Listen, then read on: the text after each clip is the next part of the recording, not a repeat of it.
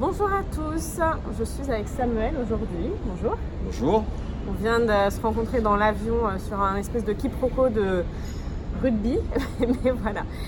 Et du coup, j'en ai profité pour te demander un petit peu ce que c'est que ton boulot. Et donc voilà, je te pose la question, est-ce que tu peux nous expliquer c'est quoi ton job et l'entreprise pour laquelle tu travailles? Volontiers. Alors, je m'appelle Samuel Alexandre Antonini. Je m'occupe des opérations à l'international d'un cabinet de management de transition qui s'appelle Cara. On intervient sur une société française basée à Nantes. On intervient sur tout le territoire français et à l'international. Aujourd'hui, on est dans une démarche de se développer à l'international, fort de nos 10 ans et de plusieurs expériences sur des missions étrangères. Et là, je vais rejoindre notre filiale fraîchement ouverte, Cara by Simonelli, à Milan. Et c'est dans ce cadre-là qu'on s'est rencontrés sur une escale à Bruxelles. À Bruxelles. Et donc du coup, tu me parlais de Cara par rapport à tout ce qui est transition. Est-ce que tu peux en dire un petit peu plus? Comment est-ce que vous intervenez? C'est quoi ton rôle à toi? Alors, moi, je m'occupe de deux choses. Premièrement, du développement à l'international de l'entreprise. Donc, je cherche des partenaires locaux dans différents pays cibles pour ouvrir des filiales.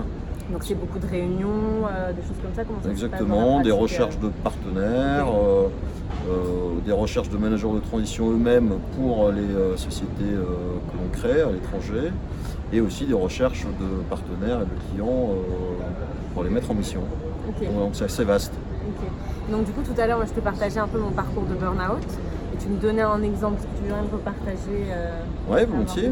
Donc on intervient de management de transition et on va dire ne pas confondre avec l'interim management.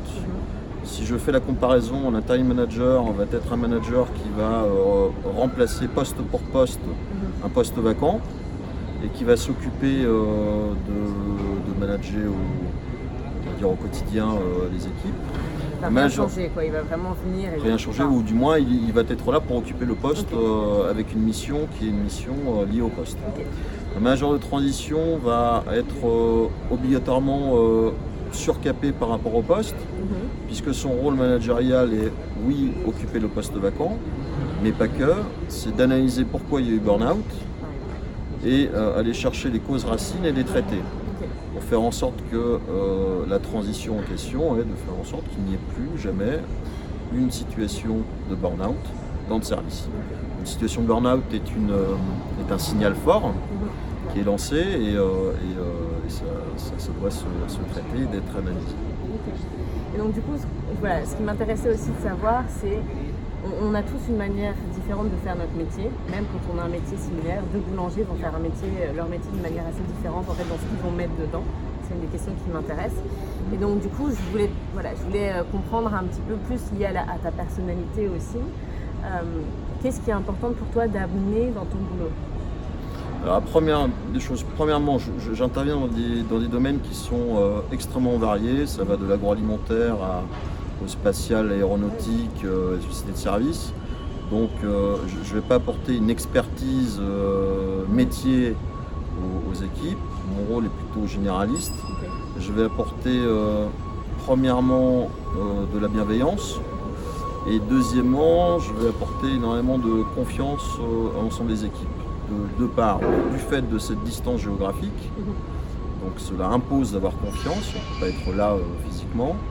Et deuxièmement, de part des différentes spécificités auxquelles font appel nos missions, la confiance à la fois au donneur d'ordre, à la fois au manager, à l'ensemble des équipes et de mise.